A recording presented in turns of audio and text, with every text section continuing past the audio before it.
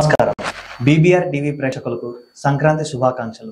సంక్రాంతి పండుగ సందర్భంగా మనకి ఆ పండుగ విశిష్టతను తెలియచేయడానికి శ్రీనివాస ప్రవీణ గారు మనతో ఉన్నారు. నమస్కారం అండి. నమస్కారం అండి. బీబీఆర్ టీవీ ప్రేక్షకులకి సంక్రాంతి శుభాకాంక్షలు. ఓం శ్రీ గురుభ్యో నమః. మన తెలుగు వాళ్ళు జరుపుకునేటువంటి అతి ముఖ్యమైనటువంటి పండుగల్లో సంక్రాంతి ఒకటి. మనం దానిని పెద్ద పండుగగా జరుపుకుంటాము. సంక్రాంతి అంటే కేవలం సంక్రాంతి నాడు మాత్రమే కాకుండా భోగి, సంక్రాంతి, కనుమ అనే 3 రోజుల్లో మనం జరుపుకుంటాము. సూర్యుడు ధనస్సు రాశి నుండి మకర రాశిలోకి ప్రవేశించే సమయాన్నే మనం మకర సంక్రమణంగా పరిగణిస్తాము. ఈ మకర సంక్రమణానికి ముందు రోజు భోగిగా జరుపుకుంటాము. ఈ భోగి శాస్త్రీయంగా చెప్పుకోవాలంటే దక్షిణాయన పుణ్యకాలానికి చివరి రోజుగా ఉంటుంది. అంటే దేవతలకు రాత్రి దీనితో ముగుస్తుందని, మరునాడు అనగా సంక్రాంతి నుండి దేవతలకు పగలు ప్రారంభమవుతుందని చెప్తారు. శాస్త్రీయ కారణాల ప్రకారం దక్షిణాయనంలో సూర్యరశ్మి భూమికి తక్కువగా తగిలినందువల్ల ఉష్ణోగ్రతలు తగ్గి చలి తీవ్రత పెరుగుతుంది. ఇప్పుడు భోగి అనగానే మనకి ముందుగా గుర్తొచ్చేవి భోగి పళ్ళు, ఇంకా భోగి మంట.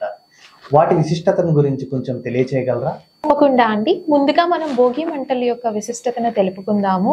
శాస్త్రీయ కారణాల ప్రకారం సూర్యరశ్మి దక్షిణాయనంలో భూమి మీదకి తక్కువగా తగిలినందువల్ల ఉష్ణోగ్రతలు తగ్గి మనకి చలి తీవ్రత పెరుగుతుంది.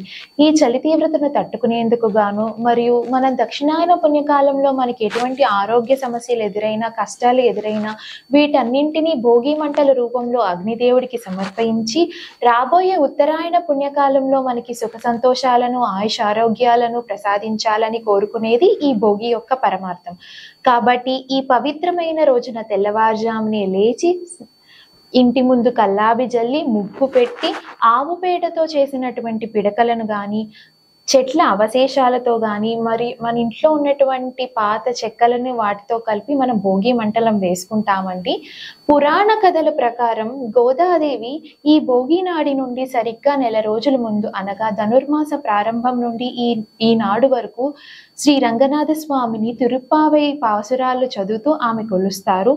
ఈ రంగనాథ స్వామితో గోదాదేవి లీనమైనటువంటి రోజునే మనం భోగిగా జరుపుకుంటాము.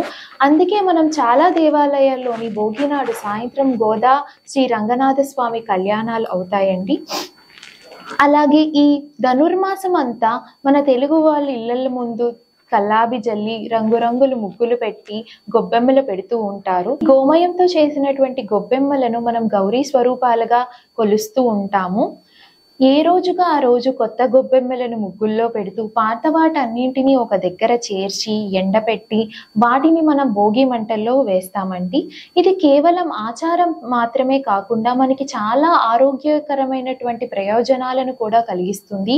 ఈ ఆవు పేడను కాల్చడం ద్వారా వచ్చే పొగతో గాలిలో ఉన్నటువంటి సూక్ష్మక్రిములు అన్నీ నశింపజేస్తాయని మరియు గాలిలో ఉన్నటువంటి కాలుష్య శాతాన్ని కూడా తగ్గిస్తుందని అంటారు.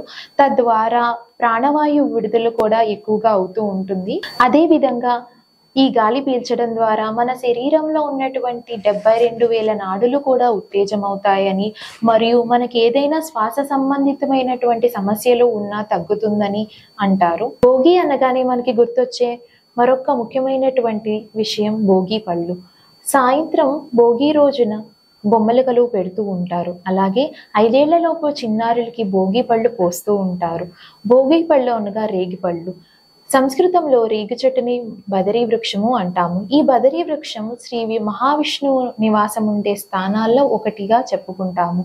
అందువలన చిన్నారులకు శ్రీ మహావిష్ణువు ఆశీస్సులు కలగాలని ఈ రేగు పళ్ళునే భోగి పళ్ళుగా మన చిన్నపిల్లలకి పోస్తూ ఉంటాము. కాలక్రమేణా ఈ బదరీ పళ్ళునే మనం భోగి పళ్ళుగా పిలుస్తూ ఉంటాము. భోగి పండుగ గురించి చాలా చక్కగా వివరించారండి. అలాగే సంక్రాంతి పండుగ విశిష్టతను కూడా మాకు తెలియజేస్తారా? తప్పకుండా అండి. మన పూర్వులు సూర్య సంచారాన్ని 2గా విభజించారు. సూర్యుడు భూమధ్య రేఖకు ఉత్తర దిశగా పయనిస్తున్నప్పుడు ఉత్తరాయణ పుణ్యకాలంగా, దక్షిణ దిశగా పయనిస్తున్నప్పుడు దక్షిణాయన పుణ్యకాలంగా మనం పరిగణిస్తాము. సూర్యుడు ఒక రాశి నుండి మరొక రాశిలోకి మారేదాన్ని మనం సంక్రమణం అంటాము. ఇలా సంవత్సరం మొత్తంలో 12 సంక్రమణాలు వస్తాయి. అన్నిటికన్నా ఈ మకర సంక్రమణానికి ప్రాధాన్యత ఎక్కువ. రాశి చక్రంలో మకర రాశి 10వది. సహస్ర కిరణుడైన శ్రీ సూర్య భగవానుడు ధనస్సు రాశి నుండి మకర రాశిలోకి మారేటువంటి పవిత్రమైన రోజుని మన మకర సంక్రమణంగా భావిస్తాము. అలాగే శ్రీ సూర్య భగవానుడు శ్రీ మహావిష్ణువు రూపంలో కొలువై ఆరాధన భక్తులందరి చేత ఆరాధన పొందేది ఈ కాలంలోనే. బుద్ధిని వృద్ధి చేసుకోవడమే సంక్రాంతి యొక్క పరమార్థం. బుద్ధికి ఆదిదేవుడైనటువంటి శ్రీ సూర్య భగవానుడిని మనం సంక్రాంతి రోజు కొలుస్తాము. మనం చాలా మంది ఈ సంక్రాంతి రోజున చాలా దానాలు ఇస్తూ ఉంటారు. వాటన్నిటికన్నా గుమ్మడికాయ దానం చాలా మంది చేస్తూ ఉంటారు. దాన్ని మనం పుష్మాండ దానంగా కూడా చెప్తాము. అలాగే ఈ రోజు నుండి ఉత్తరాయణ పుణ్యకాలం మొదలవుతున్నందున, అంటే దేవతలకు పగల ప్రారంభం అవుతున్నందున ఇటువంటి కాలంలో మనం ఎటువంటి పూజలు చేసినా సత్కార్యాలు చేసినా అవి అత్యంత ఫలితాన్ని మనకి ఇస్తాయి. అలాగే కాకుండా శ్రీ సూర్య భగవానుడు శ్రీ మహావిష్ణువుగా, అంటే మనం సూర్యనారాయణ మూర్తిగా కొలిచేది కూడా ఈ మకర సంక్రమణంలోనే. అలాగే పితృదేవతలు అందరూ మనకి ఎల్లప్పుడూ ఆశీర్వచనాలు ఇస్తూ ఉంటారు. పితృదేవతలు సదా మనల్ని ఆశీర్వదిస్తూ ఉంటారు. అటువంటి వాళ్ళను ఏడాది మొత్తంలో ఎలా ఉన్నా పితృదేవతలు మనల్ని సదా ఆశీర్వదిస్తూ ఉంటారు. అంత శక్తి గలవారు ఇతర రోజుల్లో ఎలా ఉన్నా సంక్రాంతి రోజు మనం తప్పకుండా పితృదేవతలని స్మరించాలని ఆరాధించాలని చెబుతూ ఉంటారు. పితృదేవతలు సదా మనల్ని ఆశీర్వదిస్తూ ఉంటారు. అంత శక్తి గల వాళ్ళు ఇతర రోజుల్లో ఎలా ఉన్నా ఈ సంక్రాంతి రోజున వాళ్ళని మనం తప్పక ఆరాధించాలని చెబుతూ ఉంటారు. అలాగే వారికి నైవేద్యాలు తప్పకుండా పెట్టాలని, అందుకే దీనిని పెద్దల పండుగగా లేక పెద్ద పండుగగా పిలుస్తాము. అలాగే ఈనాడు శ్రీమన్నారాయణుడికి మనము అరిసెలు గాని పరమాన్నం గాని నైవేద్యం పెట్టాలని పెద్దలు చెబుతూ ఉంటారు. సంక్రాంతి పండుగ విశిష్టతను చాలా చక్కగా వివరించారండి.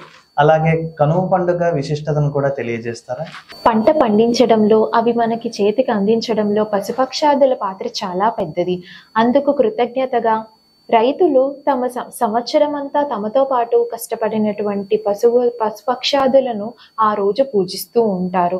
అలాగే శ్రీకృష్ణుడు గోవర్ధనగిరిని ఎత్తి గోకులంలో ఉన్నటువంటి వాళ్ళందరినీ కూడా కాపాడింది ఈ కనుమ నాడే అని పురాణాలు చెబుతూ ఉంటాయి.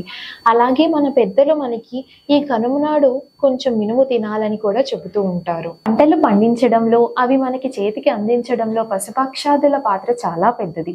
అందుకు రైతులు సర్వదా కృతజ్ఞతలు తెలుపుతూ తమతో పాటు సంవత్సరం అంతా శ్రమించినటువంటి పశువులను ఈ రోజు రైతులు కొలుస్తూ ఉంటారు. అలాగే పురాణాల ప్రకారం శ్రీకృష్ణుడు గోవర్ధనగిరిని ఎత్తి గోకులంలో ఉన్నటువంటి ప్రజలను మరియు గోవులను ఈ కనుమ నాడే కాపాడారని పురాణాలు చెబుతూ ఉంటాయి.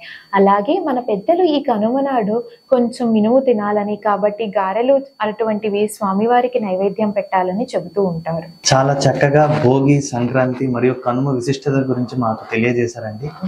ధన్యవాదాలు. ధన్యవాదాలు.